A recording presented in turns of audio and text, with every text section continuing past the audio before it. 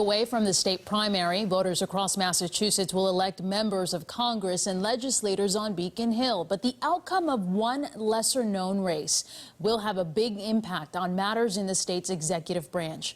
Joining me tonight is Stesha Emmanuel, president of the Massachusetts Black Lawyers Association. Stesha, so good to see you. Thank you so much for talking to us. Let's get right to it. Thank you for having me. Great to have you. Let's talk about the Governor's Council. What is it and why are they important?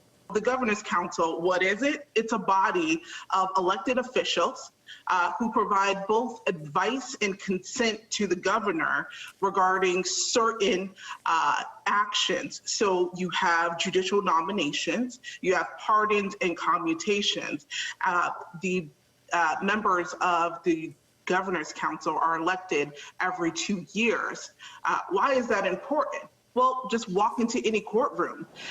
We all have a role to play in making sure that our court systems and those who are on the bench reflect the members of the Commonwealth. And so do you have representation across race, gender, socioeconomic background, professional background, sexual orientation?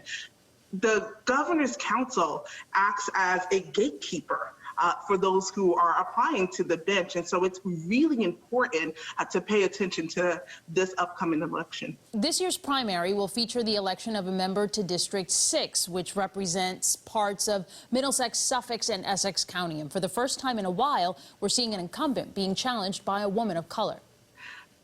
Yes, and the Massachusetts Black Lawyers Association hosted a Meet the Candidates forum early this summer to talk to and interview both of the candidates who are running for District 6, both Terrence Kennedy and Helene Fuentes.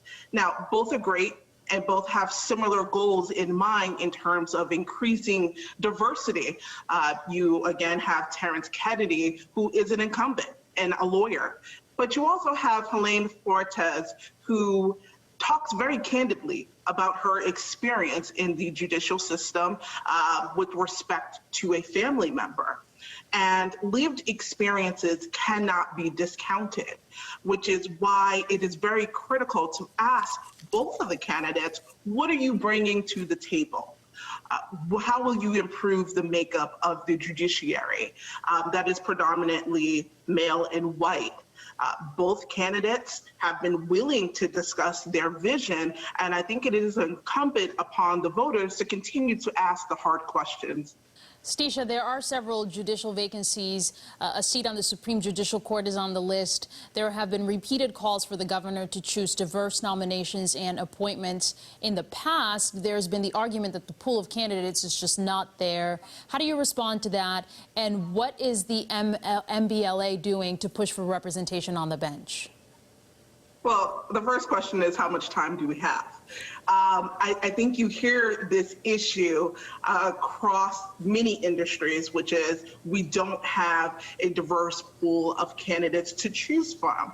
I push back on that. I would say, one, is there an established pipeline?